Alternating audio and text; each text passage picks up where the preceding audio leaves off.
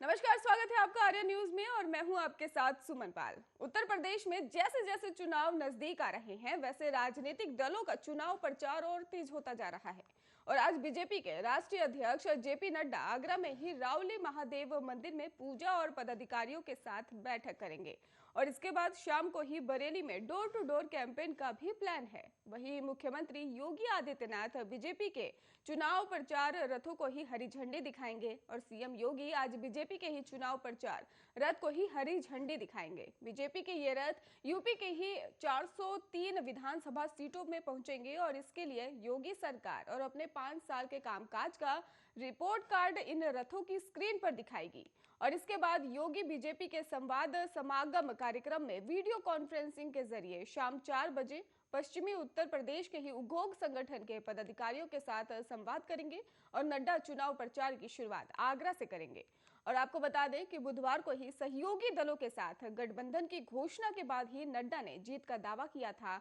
और अपने इस दौरे के दौरान चुनाव आयोग के निर्देशों के अनुसार कोविड प्रोटोकॉल का पालन करते हुए बीजेपी ने छोटी छोटी बैठकें करने के अलावा तकनीक का भी अधिक से अधिक उपयोग करके प्रचार करने की योजना बनाई है। नड्डा अपनी इसी योजना के मुताबिक ही आगरा क्षेत्र की कई विधानसभा में भी बैठकें लेकर ही कार्यकर्ताओं को जीत का मंत्र देंगे और इसके साथ ही नड्डा रावली महादेव मंदिर में पूजा अर्चना साथ बीजेपी के प्रचार अभियान की शुरुआत करेंगे। पार्टी अध्यक्ष जेपी नड्डा कार्यकर्ताओं के साथ चुनाव और संगठन की नब्ज टटोलेंगे और आगरा के बाद वो बरेली पहुंचेंगे और वहां पर विधानसभाओं के पदाधिकारियों के साथ ही बैठक करेंगे और डोर टू डोर प्रचार भी करेंगे।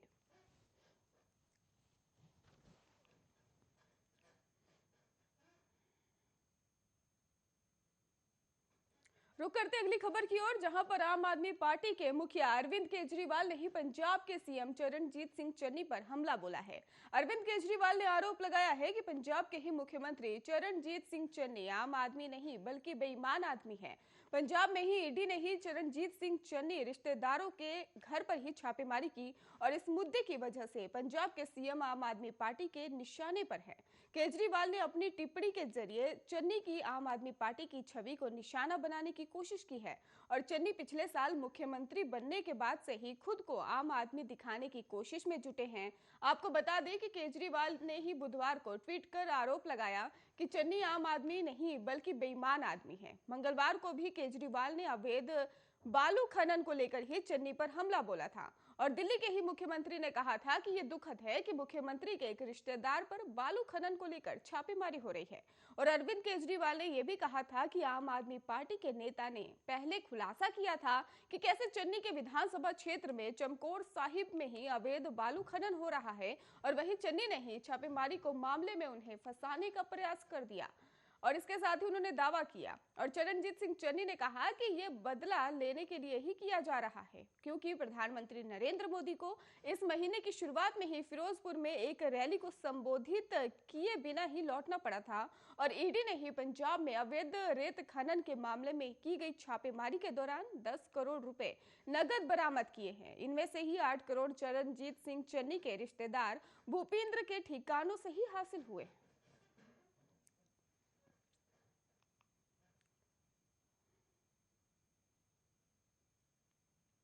वहीं बीजेपी के सुरक्षा चक्र पोस्टर को देखकर ही समाजवादी पार्टी में शामिल हुए नेता स्वामी प्रसाद मौर्य भड़क उठे हैं। उन्होंने बीजेपी पर हमला बोलते हुए कहा है कि अब इस पोस्टर ट्वीट से ही उनकी पार्टी से कोई फायदा नहीं होने वाला है। 2022 में ही उनकी विदाई तय है। दरअसल बीजेपी ने ही अपने पोस्टर में मुलायम सिंह की यादव की ही बहू अपर्णा यादव और मौर्य की बेटी संघमित्रा मौर्य की तस्वीरें लगाई हैं और इसे सुरक्षा चक्र नाम देते हुए लिखा है कि जहां सुरक्षा वहां बेटियां। और बीजेपी ने ही सुरक्षा चक्र पोस्टर का जवाब देते हुए मौर्य ने हाथरस और उन्नाव जैसे कांड गिनाए और कहा कि चाहे पोस्टर ले आए या फिर ट्वीट कर ले, इस बात पर हम लोगों ने ही जो संकल्प लिया है उनकी विदाई का वो पूरा होकर रहेगा क्योंकि इस सरकार में दलित पिछड़ों का ना तो सम्मान रहा और ना ही बहन बेटियां सुरक्षित हैं। स्वामी प्रसाद मौर्य ने अपर्णा यादव और प्रमोद गुप्ता के बीजेपी ज्वाइन करने पर कहा कि इन नेताओं का ना तो कोई जनाधार है और ना ही जमीन, इसलिए इनके जाने से ही समाजवादी पार्टी से कोई फर्क नहीं पड़ने वाला है। रही बात अपर्णा यादव की, तो ये भाई बहन का मिलन है, क्योंकि वे विशिष्ट परिवार से आती हैं और मुख्यमंत्री योगी आदित्यनाथ भी ऐसे ही इन भाई बहन के मिलन से ही समाजवादी पार्टी को ना तो कोई नुकसान होगा और ना ही कोई फर्क पड़ेगा।